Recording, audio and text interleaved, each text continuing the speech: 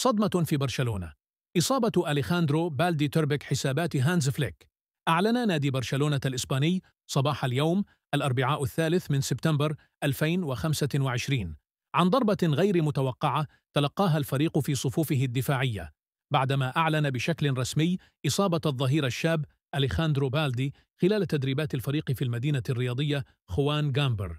وأوضح النادي عبر بيانه أن اللاعب تعرض لإصابة عضلية على مستوى العضلة الخلفية للفخذ الأيسر، وصفت بأنها طفيفة، لكن تبقى تفاصيل فترة الغياب غير واضحة حتى الآن، وهو ما يثير قلق الجهاز الفني والجماهير التي ترى في بالدي أحد أهم ركائز الخط الخلفي للمستقبل.